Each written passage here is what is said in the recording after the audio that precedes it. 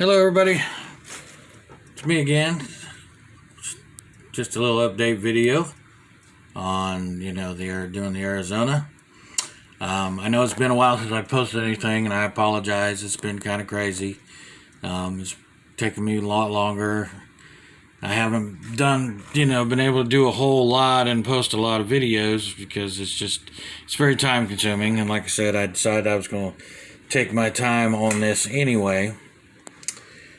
But as you can see, I've gotten quite a bit done for the most part. Got the hull painted. Went with the hull red on the bottom there, obviously, and I got these got the screws, as they call them. I went with little brass rods for the propeller shafts. They're about the same diameter as the kit provided shafts, and I thought they'd look a lot cooler. That's why I didn't paint them. I did file down the ends a little bit so that they set a little more flush on the hull than if I hadn't. I drilled out all the portholes on the model itself to coincide with the portholes on the Photo-etch that I got, and that's where this comes in. This thing here is a lifesaver, electric handy drill. Of course, though, I didn't get it until after I'd already drilled all those holes. I had been looking for it for quite a while because I had seen it on another person's video. There we go. And I couldn't remember whose video it was I saw it on, and I was just kept watching different videos to find out. Finally, I saw it on. It's the guy is Lou D'Amato. I probably am mispronouncing his name, but he was doing a kit, Enterprise kit, which he does a lot of Enterprise stuff, and I happened to see it in the background on his workbench, and then finally found the right one. It's a model in itself, but it doesn't take you very long to put together. And it takes AA batteries, couple of AA batteries. It's well worth the money. Believe me, I wish I'd have had it before I drilled all those portholes. Yeah, because I ended up, after all said and done, I ended up with a couple of nice blisters on my fingers from using my pin vise. The only downside that I've found with it so far, obviously, it's not going to take really large drill bits. It's mostly for the pin vise size drill bits, but the chuck won't hold anything smaller than a 1 millimeter drill bit. So anything smaller than that, you'll still have to use your pin vise. But that being said, it's worth the money, and if you don't have one and you do a lot of drilling and whatnot on your model kits, then that thing will come in super handy. So anyway, as you can see, I painted the hull, the superstructure, the turrets and everything. They're blue. They're actually a Mediterranean blue that I got, right here. Got it on Amazon, obviously. The reason I went with the Mediterranean blue is because it's as close to the color that they used on the model that's actually at the War Memorial there, the Arizona War Memorial, the official model, the museum quality model that they built, that's on display there at the museum, or at the memorial. And it's a color in my research that came up prior to the war, that I guess General Kimmel, the fella in charge of the base there at the time, had said, along with the the red turret tops for certain, certain battle groups have certain colored turret tops. He said something to the effect that he wanted his ships, or the ships under his command, to have this blue, and it was said that he said he wanted Mediterranean blue.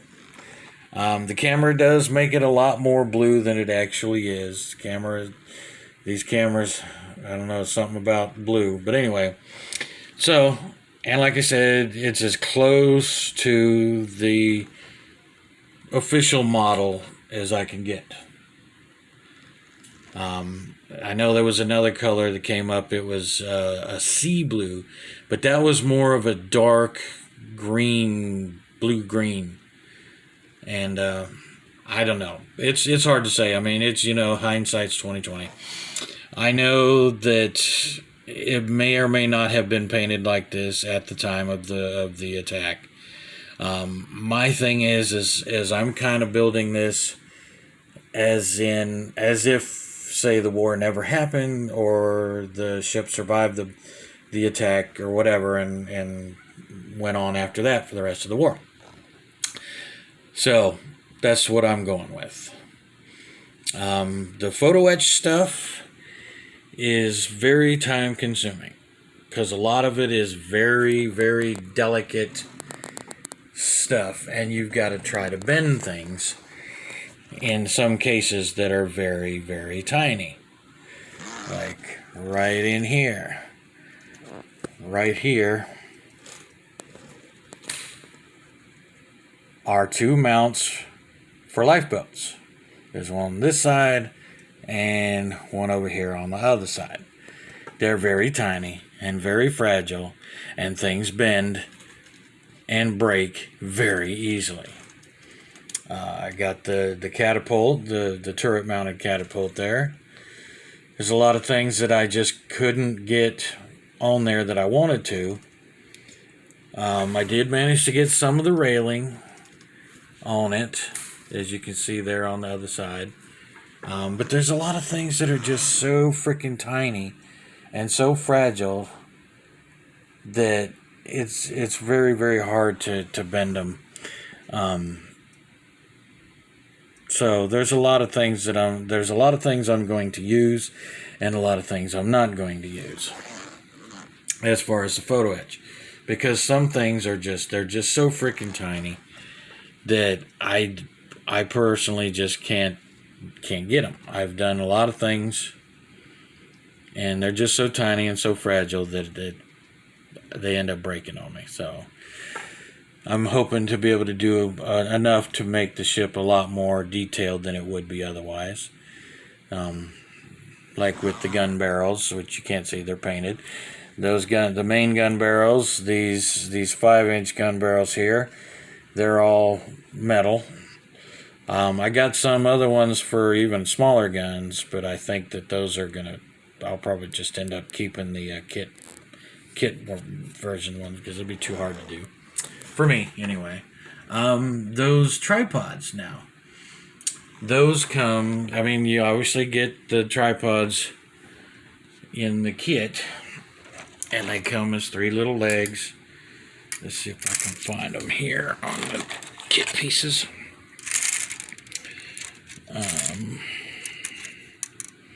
Yeah, like this, there's one there. There's another one there. Those are the tripod pieces that come with the kit. Now, what I'm planning on doing is I'm planning on using a little these aluminum rods, or these aluminum tubing. It's roughly about the same size, and I'm going to build the tripod legs out of that aluminum tubing instead of using these kit parts here. And we're going to try that, and we'll see how that goes. That's my plan now. But again, these are things that take a long time to do, and because you gotta do a lot of stuff. So anyway, like I said, this is me. This is as far as I've gotten. Like I said, I apologize for the long periods in between my videos, but yeah. So anyway, just a little update on the Arizona. And again, I apologize for the length in between, and I wish I was a lot farther along than I am, but there's a lot of things that you got to do just to do the photo etch. There's a lot of pieces you've got to cut off of the kit parts to add the photo etch. So yeah, so you're kit bashing a little bit, as well as, you know, doing the extra detail for the photo etch. But anyway, like I said, this is the latest update.